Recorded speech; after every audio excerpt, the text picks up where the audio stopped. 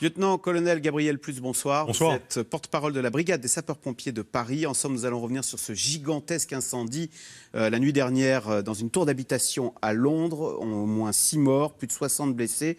Mon colonel, comment un feu, on va voir des images assez spectaculaires, comment un feu qui est parti du 2e étage, voilà, a-t-il pu se propager ainsi à l'ensemble de la tour? On sait que ces tours, il y a des alarmes incendie, des normes de sécurité dans tous les sens. Comment c'est possible?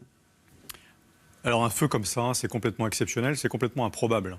Sur un immeuble de grande hauteur d'habitation, il y a effectivement, comme vous l'avez souligné, un certain nombre de dispositifs constructifs, de normes de sécurité qui empêchent le feu de se développer.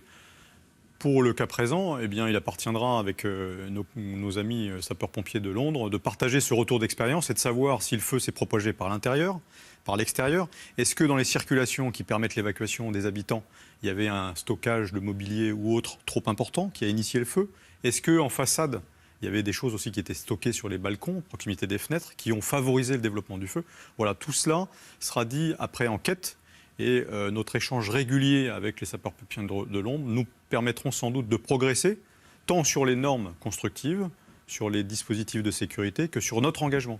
Pour éviter que cela puisse arriver à Paris. Voilà, exactement. Voilà. Mais vous avez des échanges réguliers? Vous l'avez répété 2 fois avec vos collègues de Londres Oui, on progresse, parce que les pompiers de Paris, c'est le premier corps de secours européen. 2 millions d'appels par an, 1300 interventions par jour. Et combien de départs de feu en moyenne par jour?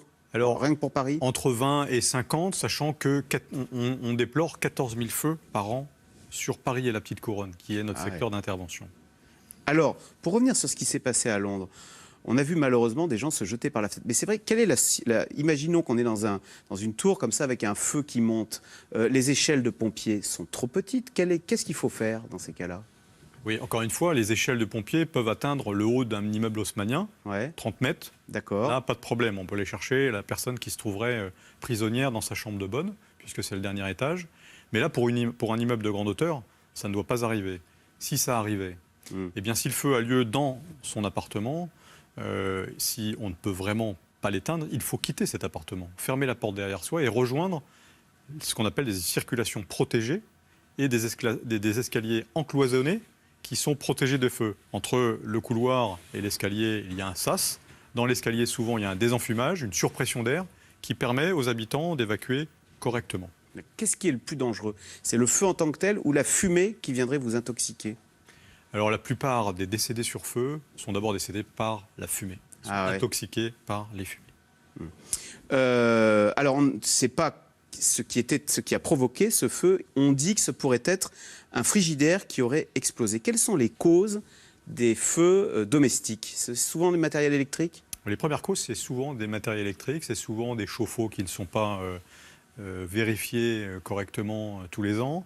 C'est des branchements intempestifs. Alors, une prise multiple sur laquelle on a branché... Et surtout, des installations électriques qui ne sont pas aux normes. C'est-à-dire voilà. Eh bien, en fait, une installation électrique avec des vieux fils, qui se consument facilement. Alors, les causes sont multiples. Elles sont d'origine domestique quand dans la cuisine, il y a beaucoup de choses qui traînent. Il y a potentiellement le feu qui chauffe sous la casserole et qui enflamme la bouteille d'huile qui n'est pas loin. Vous voyez, j'ai lu en préparant cette émission, j'étais très étonné. Moi, si ma casserole prend feu, mon premier réflexe, ce serait de la passer sous l'eau. Il paraît qu'il ne faut pas forcément faire ça. L'eau et l'huile font très mauvais ménage. Si vous faites ça, vous risquez d'avoir un geyser de feu devant vous. Et là, panique, et vous risquez de renverser de l'huile qui va se propager et mettre le feu à votre cuisine. Alors, qu'est-ce qu'il faut faire du coup si sa poêle prend feu? Si ça commence à prendre feu, il faut tout simplement mettre le couvercle dessus, il faut étouffer le feu. Alors, il ne faut pas oublier, et la Fédération des pompiers de France le dit très bien, il ne faut pas oublier de se préserver soi-même, de se mettre en sécurité, c'est-à-dire de se protéger. Il ne faut pas y aller les mains nues. D'accord ? Si on a une serpillière mouillée ou des gants de cuisine, on les met, et puis on couvre la casserole, on étouffe le feu. À partir de quand un feu devient tel qu'il faut renoncer? Il ne faut plus jouer les pompiers et quitter son foyer? Et d'abord, qu'est-ce qu'il faut faire? À partir de quand vous dites, bon, là, on change de stratégie? Alors, reprenons le même exemple. Voilà. Le steak qui part et la langue de feu qui s'élève au plafond. Parce que bêtement, j'ai mis sous l'évier ma poêle. Bêtement, peut-être, vous avez mis sous l'évier votre poêle ou alors la fuite de gaz enflammée sur votre gazinière. Bon là, je pense qu'il faut vraiment sortir de la cuisine, fermer la porte, couper, si vous avez le temps, les différentes alimentations électriques et appeler les secours. Le 18, ça n'a pas changé. Le 18, les pompiers, le 17, la police. D'accord. Les deux viendront. Non, parce que tout change, mais ça restait stable. Le 18, ça reste stable. Les pompiers. Il y a d'autres causes de feu, par exemple l'halogène qui propage le feu sur un rideau. Il y a des choses comme là ça. encore, c'est une source électrique. On laisse allumer une lampe, on laisse allumer un téléviseur, un grille-pain, un halogène, effectivement, à proximité d'un potentiel calorifique comme le rideau. Ça ne pardonne pas.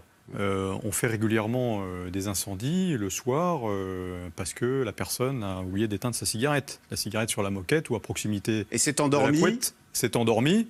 Ça se consume tout doucement, tout ça. Aujourd'hui, les matériaux mobiliers sont constitués de mousse qui dégagent tout doucement une fumée âcre qui s'élève au plafond.